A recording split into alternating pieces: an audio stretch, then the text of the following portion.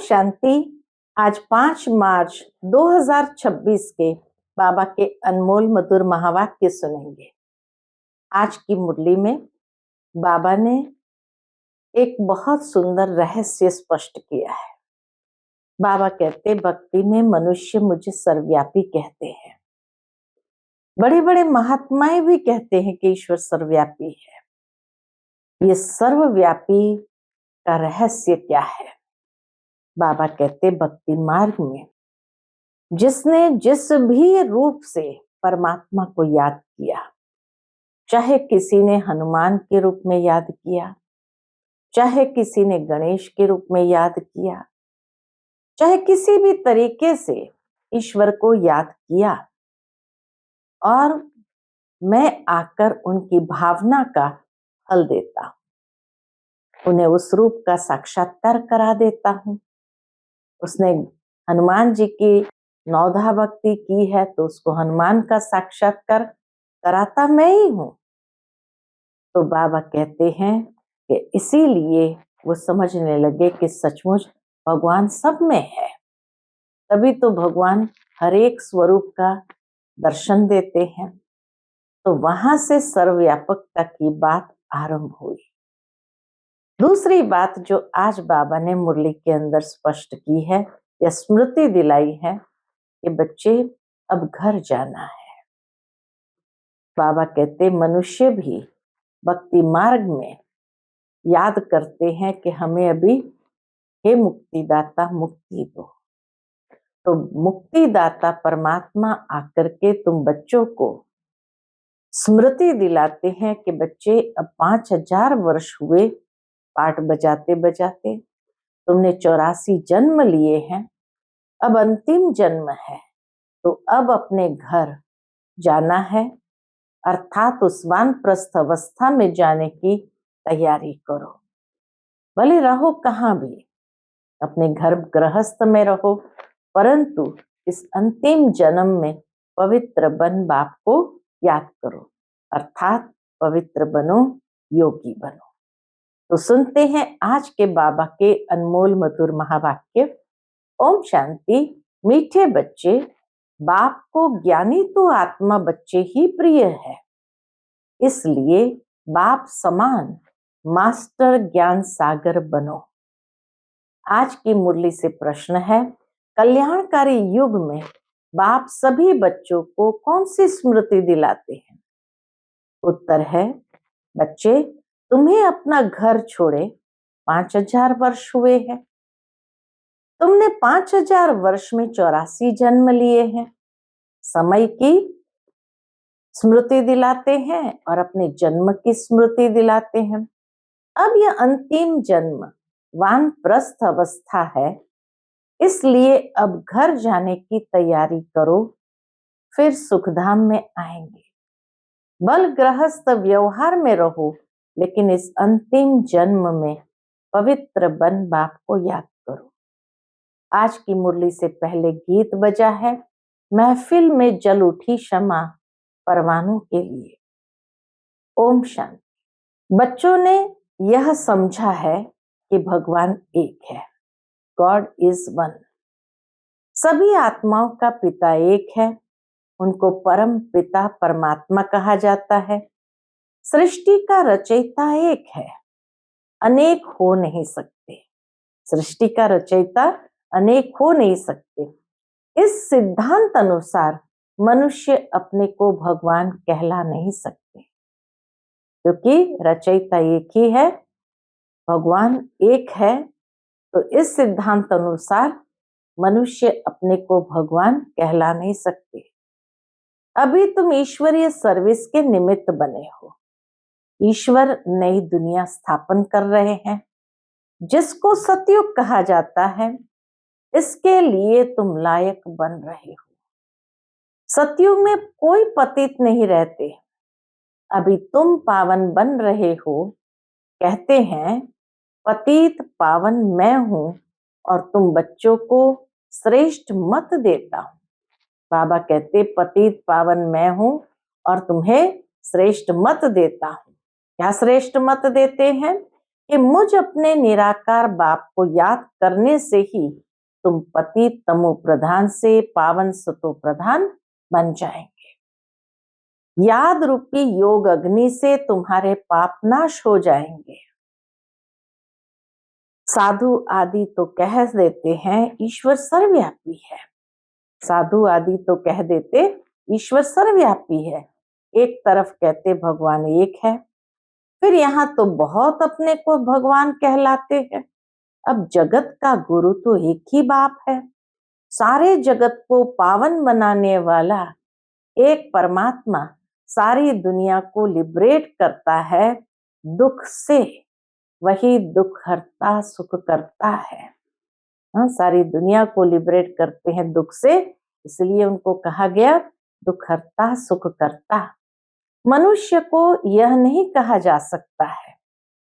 हाँ, मनुष्य को भगवान भी नहीं कहा जा सकता है, मनुष्य को दुख हरता सुख करता भी नहीं कहा जा सकता है। यह भी तुम बच्चे समझते हो। यह है ही पतित दुनिया, सब पतित है। पावन दुनिया में है यथा महाराजा महारानी तथा प्रजा।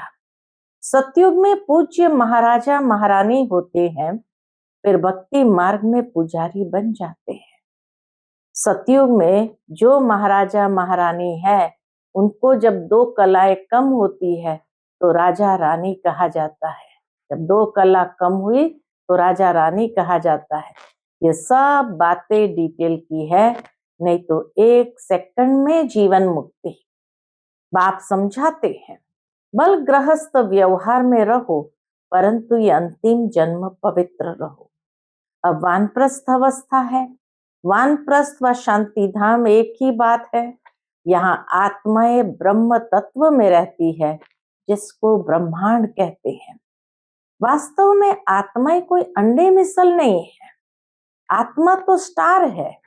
बाबा ने समझाया है जो भी आत्माएं हैं इस ड्रामा में एक्टर्स है।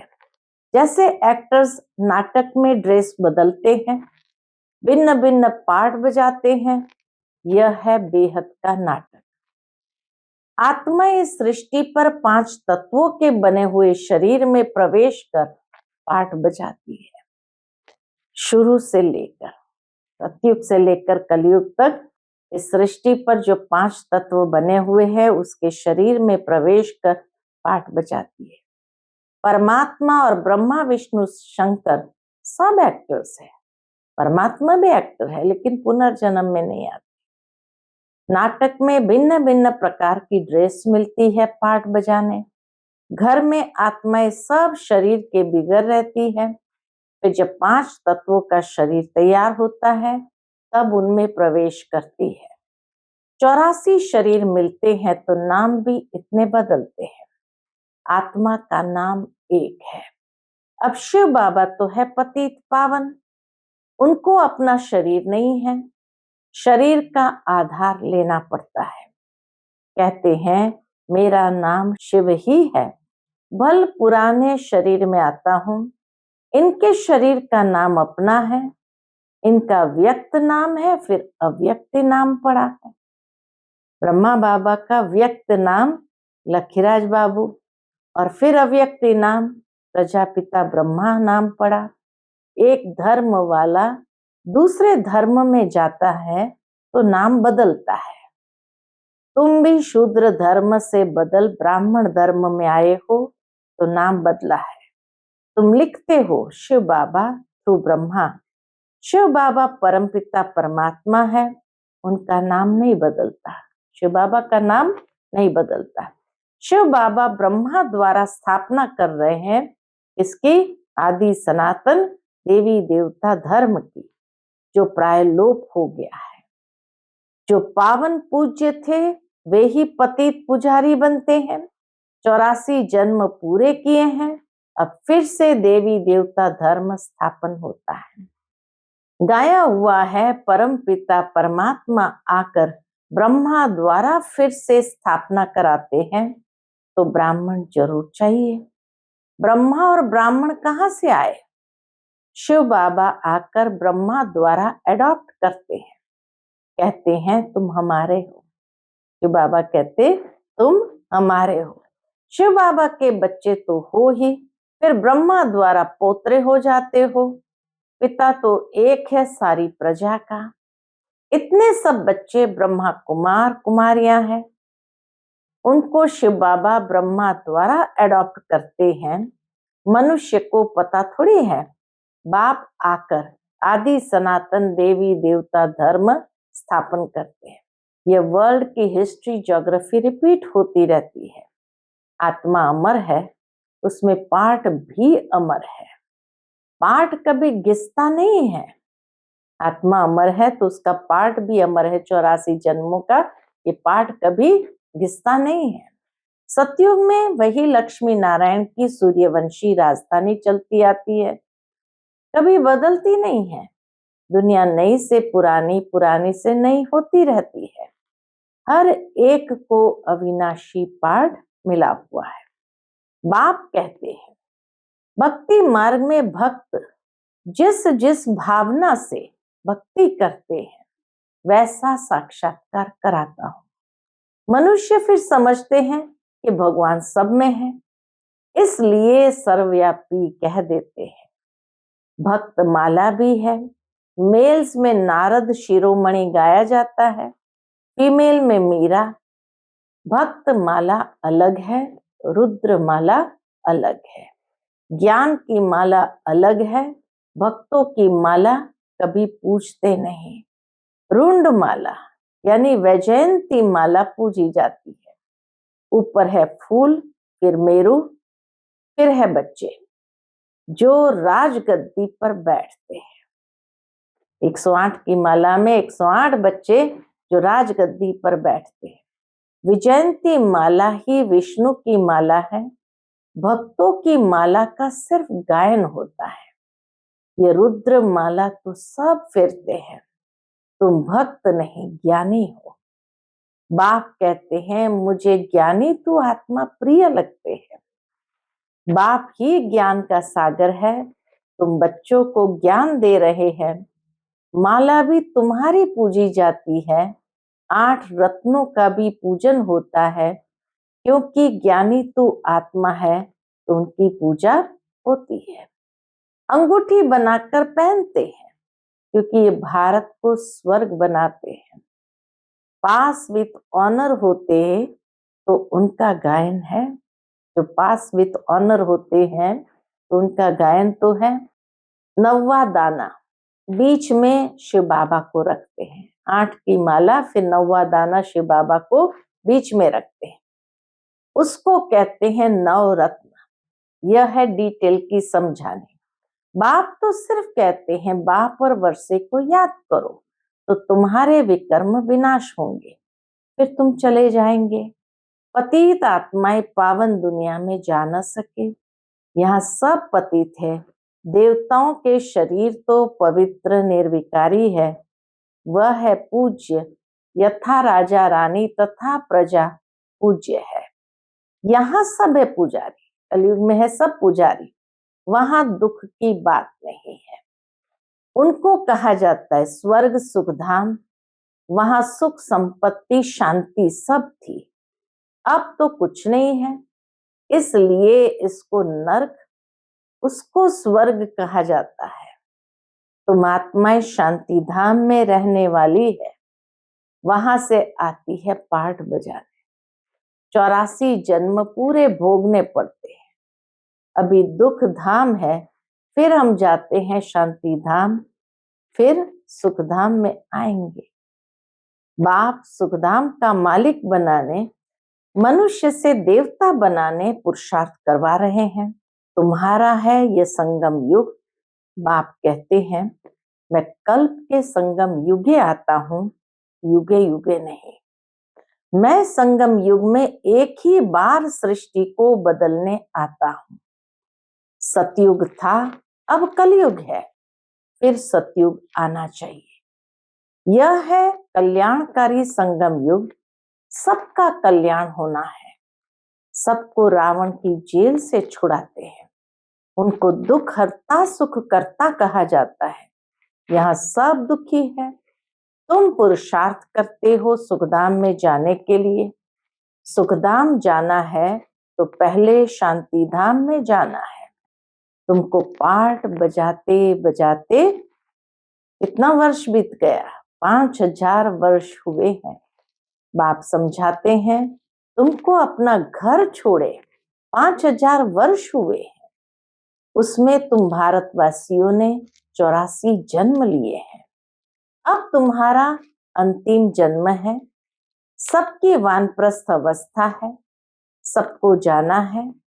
गायन भी है, ज्ञान का सागर व रुद्र। यह है शिव ज्ञान यज्ञ, यह है शिव ज्ञान यज्ञ। पतित पावन शिव है, परमात्मा भी शिव है। रुद्र नाम भक्तों ने रख दिया है, उनका असुल नाम एक ही शिव है। शिव बाबा प्रजापिता ब्रह्मा द्वारा स्थापना करवाते हैं। ब्रह्मा एक ही है, ये पतित फिर वही पावन ब्रह्मा बनता है तो फरिश्ता बन जाता है। ये पतित फिर वही पावन ब्रह्मा बनता है तो फरिश्ता बन जाता है। जो सूक्ष्म वतन में दिखाते हैं वह दूसरा ब्रह्मा नहीं है, ब्रह्मा एक है। यह व्यक्त वह अव्यक्त। यह संपूर्ण पावन हो जाएंगे तो सूक्ष्म वतन में देखेंगे। ब्रह्मा बाबा संपूर्ण पावन हो जाएंगे तो सूक्ष्म वतन में देखेंगे, वहां हड्डियां आदि होती नहीं। बाबा ने समझाया था जिस आत्मा को शरीर नहीं मिलता है वह भटकती रहती है, उनको भूत कहते हैं। जब तक शरीर मिले तब तक भटकती है, कोई अच्छी होती है कोई बुरी होती है।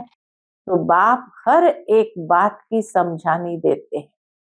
वह ज्ञान का सागर है तो जरूर समझाएंगे ना।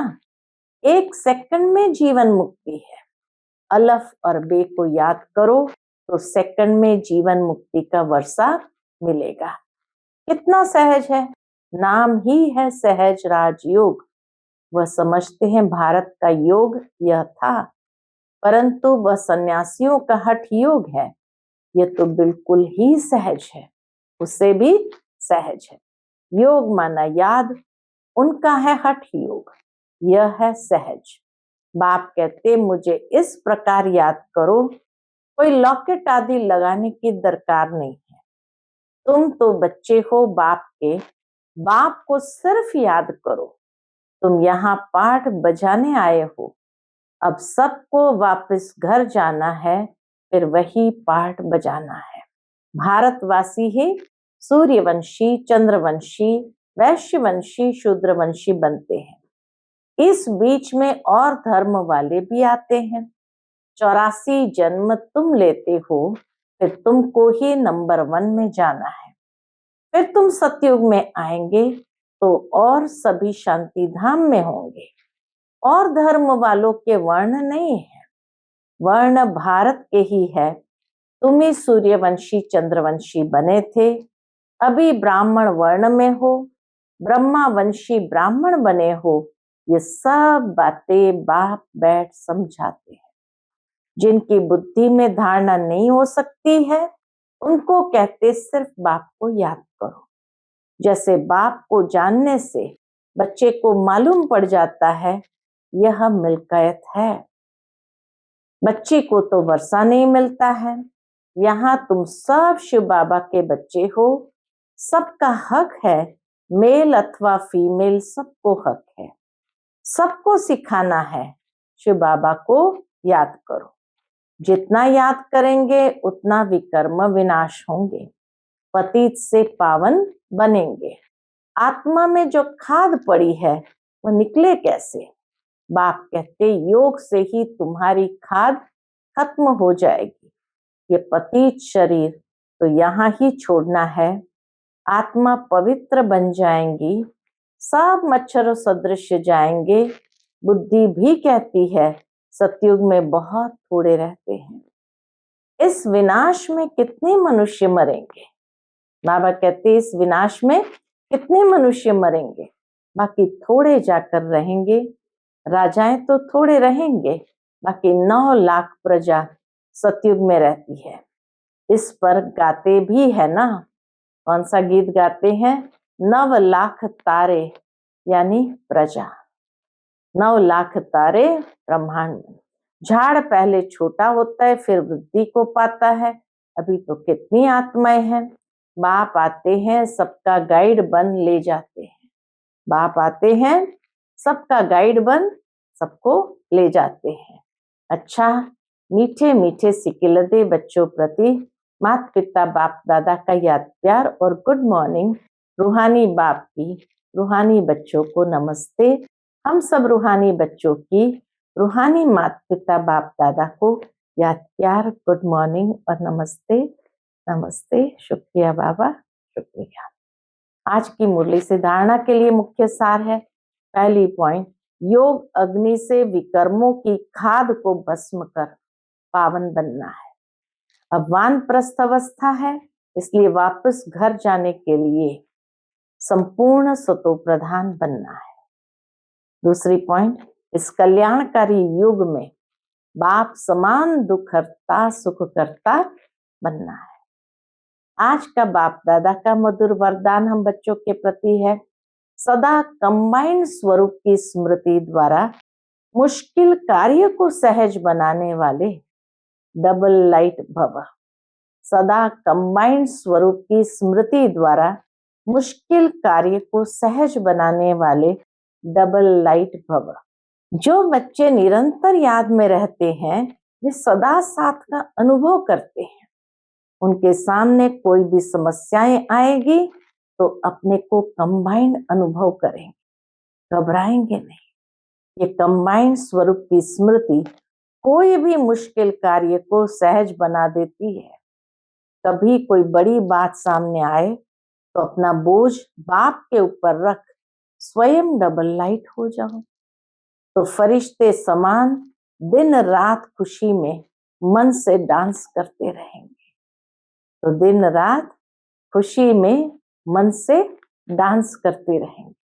आज का स्लोगन है, किसी भी कारण का निवारण कर संतुष्ट रहने और संतुष्ट करने वाले ही संतुष्ट मणि है।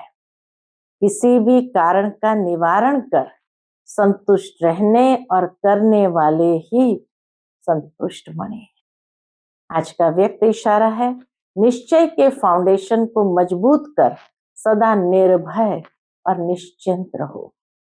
उसके अंतर्गत बाबा कहते, श्रीमत प्रमाण हर कदम हो तो सदा निश्चिंत रहें, और निश्चिंत है तो सदा यथार्थ निर्णय देंगे।